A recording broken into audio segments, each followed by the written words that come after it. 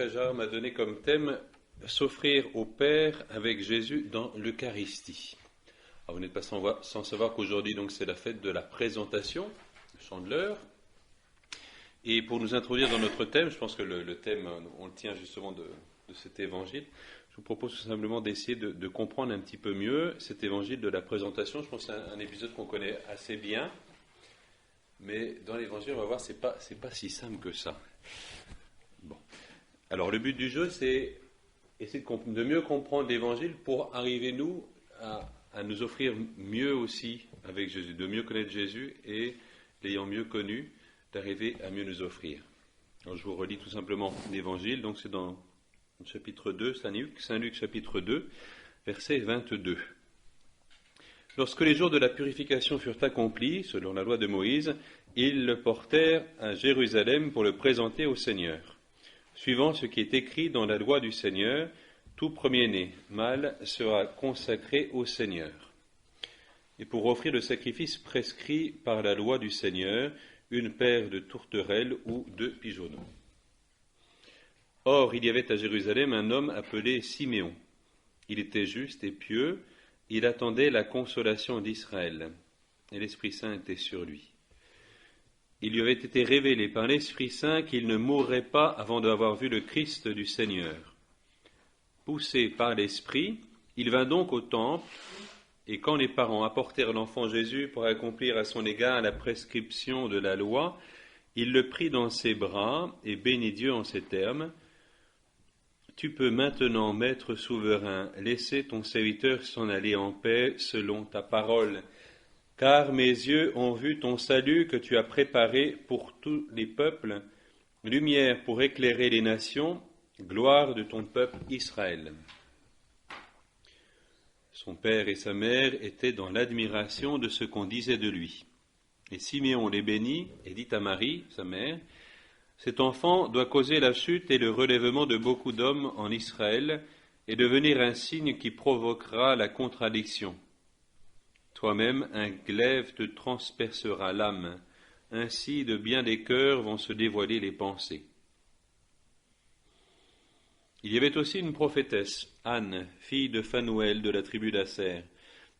Elle était fort avancée en âge. Après sa vie de jeune fille, elle avait vécu 7 ans avec son mari. Restée veuve et parvenue à l'âge de 84 ans, elle ne quittait pas le temple et servait Dieu nuit et jour dans le jeûne et la prière. Elle survint à ce moment et se mit à louer Dieu et à parler de Jésus à tous ceux qui attendaient la délivrance de Jérusalem. Quand ils eurent accompli tout ce qu'ordonnait la loi du Seigneur, ils retournèrent en Galilée, à Nazareth, leur ville. Cependant, l'enfant grandissait et se fortifiait. Il était rempli de sagesse et la grâce de Dieu reposait sur lui. Alors c'est un évangile qui nous est bien connu. Donc la Sainte Famille présente, après la circoncision, présente l'enfant au temple. Et puis ils ont cette rencontre avec Siméon d'abord, et ensuite avec Anne. Puis finalement, retour à Nazareth où l'enfant grandit. Alors ce qui est marquant quand on regarde un petit peu dans le texte en particulier, c'est si vous regardez les 2 premiers paragraphes, donc des versets 22 à 24 et ensuite de 25 à 28, c'est que d'un côté on insiste beaucoup sur la loi. Les parents accomplissent la loi, les prescriptions selon la loi du Seigneur. Et puis Siméon, c'est l'Esprit. Il attendait la consolation d'Israël, l'Esprit était sur lui, etc. Donc on pourrait dire, dès le début de cet évangile, il y a d'un côté la loi, et c'est même étonnant que ce soit répété comme ça revient 3 fois, lorsque les jours de la purification furent accomplis selon la loi de Moïse. Donc vous savez qu'à cette époque-là, donc il y avait une cérémonie qui marquait en fait le retour de l'accouché dans la communauté croyante. Donc on appelait ça la purification. Il y avait un petit sacrifice. Donc au bout de 40 jours, il y a ce qu'on appelait les relevailles dans le temps, je crois que ça existait aussi. Il y a aussi le fait de présenter l'enfant au temple. Donc on a amené un peu l'enfant solennellement au temple. Et puis l'histoire du rachat des premiers-nés. En fait, c'est cette idée dans la foi qu'on trouve très très souvent, c'est que à Dieu il faut donner les premiers fruits, les premières choses. C'est à Dieu, on doit tout lui donner, mais en particulier, ce qui commence, ce qui est le début, les premiers fruits. Alors, dans la loi ancienne, donc, il y avait cette offrande des prémices. Donc, je sais pas, premier fruit de la vigne, premier fruit d'un arbre, premier fruit premier enfant d'un mariage, etc., etc. Donc, cette idée qui est belle, en fait, c'est d'offrir à Dieu tout ce qu'on reçoit de lui. Et donc, pour chacune de ces choses, donc on nous dit c'est selon la loi du Seigneur, selon ce qui est écrit dans la loi, donc il y a même des citations donc du livre de l'Exode. Donc d'un côté, donc, l'insistance sur la loi. Et puis de l'autre, au contraire, chez Simeon, on insiste sur l'Esprit, et là ça revient 4 fois. L'Esprit Saint était en lui. C'est fort comme expression, l'Esprit Saint était en lui. Ensuite, il lui avait été révélé par l'Esprit Saint. Donc un don de prophétie ou quelque chose comme ça. Et immédiatement, on pourrait dire un don, sur le moment, poussé par l'Esprit, il vint donc au temple. J'ai annoncé 4 fois, mais j'en vois que 3 finalement. Enfin bon, ce qui est frappant, donc, c'est que d'un côté, on a l'insistance sur la loi, et d'un autre côté, l'Esprit. Ça vous fait penser sans doute quelque chose, surtout qu'on est dans l'Évangile selon Saint Luc, qui est un disciple de Saint Paul.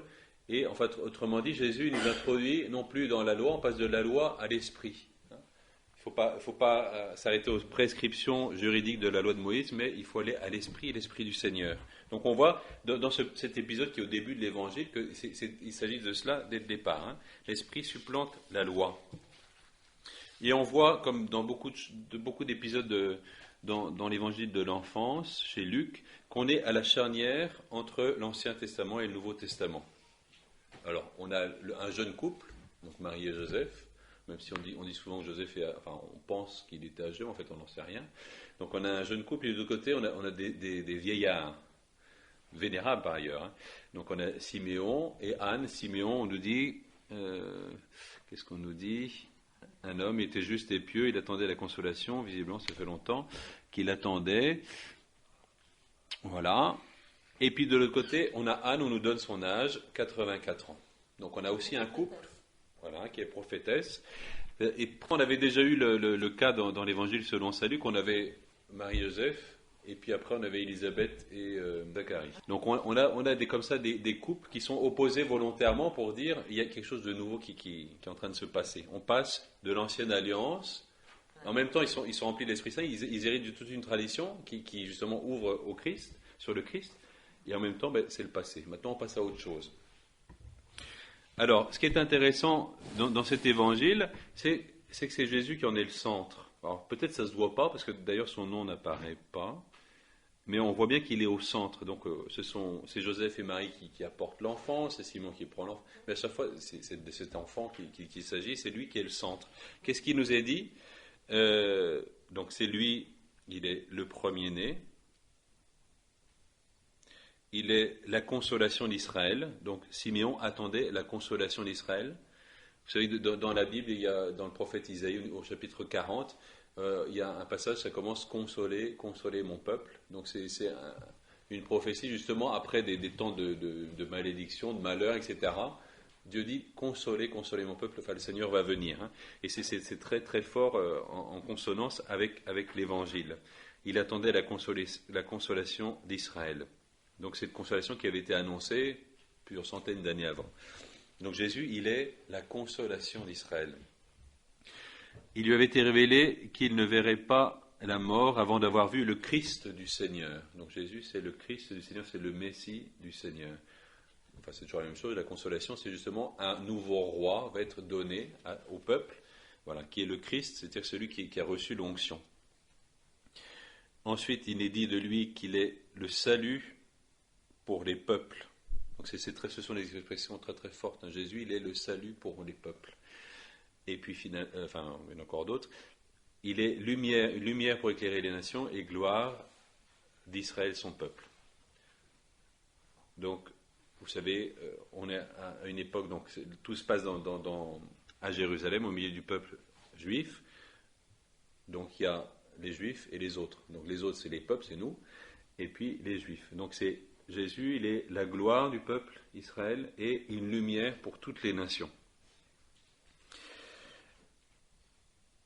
Et puis après, il nous est dit qu'il est la délivrance de Jérusalem. Anne annonce la délivrance de Jérusalem. Donc voilà, on nous parle de Jésus, donc on nous donne des qualificatifs qui sont très forts, très beaux. Jésus, il est le premier-né, il est la consolation d'Israël, il est le Christ du Seigneur, il est le salut, la lumière, la gloire, il est la délivrance de Jérusalem. Alors ce qui est très étonnant, donc, c'est un récit qui se passe dans le temple. Ils amènent au temple, on peut imaginer le temple de Jérusalem, je ne sais pas si vous avez déjà vu des films ou des photos, etc. Donc c'est un lieu tout à fait somptueux à l'époque d'Hérode, enfin après l'époque d'Hérode, il avait fait un temple somptueux, il y avait des sacrifices d'animaux, alors pour nous on n'a plus beaucoup l'habitude de ça, mais ça se voit pas beaucoup, enfin, on n'en voit plus beaucoup. Donc il y avait un rituel de sacrifice, etc. Et d'ailleurs, Marie-Joseph amène donc deux animaux pour le sacrifice. Mais ce qui est très étonnant, c'est qu'ils vont pour faire un sacrifice, c'est qu'on ne nous dit pas qu'il y a de sacrifice, on ne nous parle pas de prêtre, alors que normalement justement on donne Et puis voilà. L'offrande, on en parle un petit peu au début, mais finalement ça passe vite j'allais dire la casserole, non, ça passe vite à la trappe. C'est très étonnant puisque c'est le centre. Normalement c'est ce sacrifice, mais en fait non, il est escamoté. On voit bien que dans le texte que cette idée du sacrifice, elle est mise, elle a disparu. Hein. Pourquoi ? Parce que c'est Jésus finalement le grand prêtre, le temple, le sacrifice, l'offrande, c'est lui. Et c'est ça finalement. Qui est à retenir un petit peu de cet évangile. Alors j'avais lu une fois dans une note de Bible, ils le portèrent à Jérusalem pour le présenter au Seigneur. En fait, le mot porter dans l'original grec, c'est vraiment un mot liturgique, c'est vraiment le porter comme on porte une offrande à l'autel. Donc c'est Marie-Joseph donc, qui présente, en fait c'est lui qui est c'est la première fois qu'il rentre dans le temple, mais c'est lui l'offrande, c'est lui qui sera l'offrande. Hein. C'est lui le premier d'une multitude, c'est lui qui est le rachat, la source du rachat. C'est lui le grand prêtre. Et dans l'évangile selon saint Luc, c'est frappant. C'est qu'à la fin, quand Jésus monte au ciel, il bénit les disciples qui sont là. Et c'est le geste type du prêtre, du grand prêtre. Autrement dit, c'est Jésus qui est le grand prêtre. Alors, à tout cela, on voit que Marie est associée, puisqu'elle a une prophétie qui est lui donnée par Siméon. Et il est dit de Jésus à ce moment-là qu'il sera cause de chute et de relèvement, qu'il sera un signe de contradiction. Donc Marie est associée de manière tout à fait particulière à Jésus, en particulier à son offrande, à son sacrifice. Voilà un petit peu pour notre évangile. Alors, qu'est-ce qu'on peut retenir nous ? Donc là, on voit un petit peu quelques petites choses, enfin quelques grandes choses sur qui est Jésus. Qu'est-ce qu'on peut retenir sur s'offrir au Père avec Jésus, qui est notre thème d'aujourd'hui ?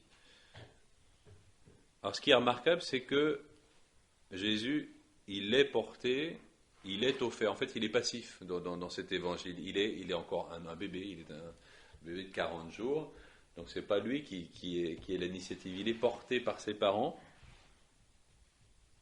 C'est lui on a dit, c'est lui qui est l'acteur principal, mais en même temps, pour l'instant, il est offert par Jésus et Marie. Il est reconnu par Simeon et Anne, mais il ne parle pas. Un enfant de 40 jours, ça ne parle pas. Et puis on insiste beaucoup sur l'obéissance. Plus tard, toujours par obéissance, par une obéissance aimante à son Père du ciel, Jésus se livrera. Donc il fera l'initiative. Il donnera sa vie. Il s'offrira.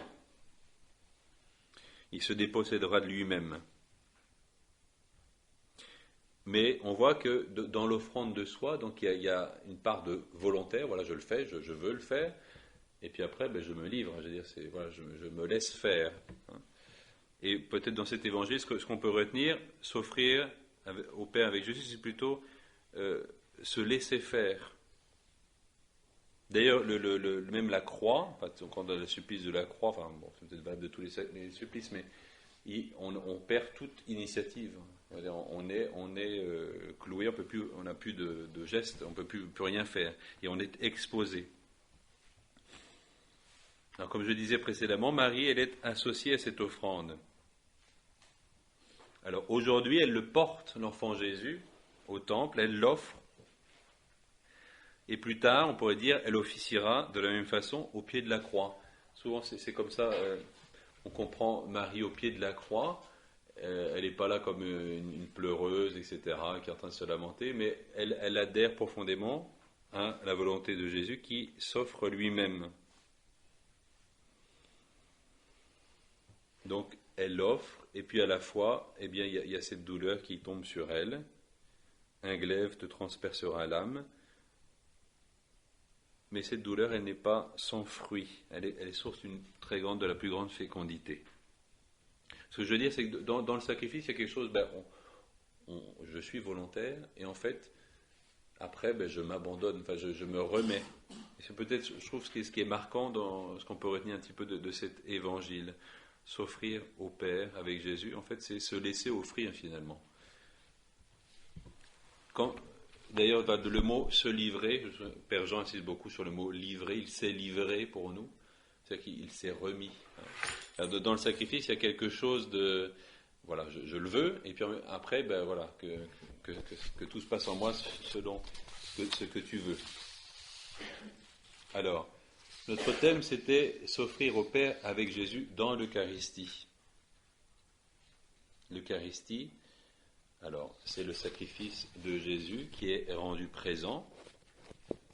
Donc, dans chaque Eucharistie, nous entendons les paroles « Ceci est mon corps, ceci est mon sang livré pour vous ». Donc, ce sont les paroles mêmes que Jésus a dites le jeudi saint en vue de sa passion. On pourrait dire il s'est offert de manière mystérieuse dans le pain et le vin le jeudi saint. Il se donne à chaque fois dans l'Eucharistie. On dit le sacrifice, il est rendu présent. C'est pour ça qu'on se met à genoux, c'est pour ça qu'il y a une grande solennité dans la messe, parce que c'est le sacrifice même de Jésus dont nous devenons les assistants, auxquels nous assistons. Alors non seulement nous y assistons, mais les fruits de grâce qui ont été mérités par Jésus sur la croix, nous sont donnés dans l'Eucharistie. Alors c'est très beau, c'est dans l'Eucharistie aussi, donc c'est Jésus s'offre sur la croix, et quelque part il se remet entre nos mains, il s'offre entre nos mains, du prêtre d'abord, et puis de chacun d'entre nous. Donc, quelque part il se remet. Vous voyez, c'est quelque part c'est très beau, c'est très fort, Dieu lui-même se met entre nos mains. Enfin, il nous fait une confiance, et puis j'allais dire, on connaît, il y a des histoires de sacrilège, etc., ou de manque de respect, mais quelque part, Jésus continue à se livrer. Il s'est donné, il se donne. Dans l'Eucharistie, c'est la même chose, il s'abandonne entre nos mains. Alors, pour nous, s'offrir au Père avec Jésus, eh bien, c'est nous unir à ce sacrifice, de rentrer dans cette même attitude. Alors certes, quand on va à la messe, il faut offrir nos bonnes actions, il faut arriver avec nos valises, enfin, nos intentions de prière, tout ça, et puis nos sacrifices de la journée. Et en même temps, c'est beau, il faut le faire, c'est bien. Et en même temps, c'est surtout, je me remets, je me donne. Ou plutôt, je me mets à la disposition. Je crois que c'est plus ça. C'est Jésus, en fait, qui est l'acteur principal. C'est pas moi qui fais avec mes efforts, qui va faire des grandes choses, etc. Mais c'est vraiment lui, Jésus, qui fait tout. Donc, autrement dit, quand on va à la messe, il ne s'agit pas de dire, regarde Jésus, tout ce que je fais pour toi. Regarde, j'ai jeûné, j'ai fait des sacrifices, j'ai supporté ma voisine, j'ai fait des tas de choses, et puis je te l'amène maintenant. Non, c'est pas ça. C'est plutôt Jésus qui nous dit, regarde ce que je fais pour toi. Et c'est vraiment ça le plus important. Alors évidemment, tout ce qu'on fait, c'est pas sans importance, mais c'est plutôt nous laisser prendre. C'est donc suivre Jésus et nous laisser prendre dans son offrande. Donc nous livrer nous-mêmes. Alors il y a évidemment un acte de volonté, mais c'est accepter, Jésus, voilà, je te remets tout, prends ma vie. Donc cela signifie que dans l'Eucharistie, c'est vraiment principalement nous mettre à la disposition de Jésus. Prends ma vie, Seigneur, prends toute ma pauvreté.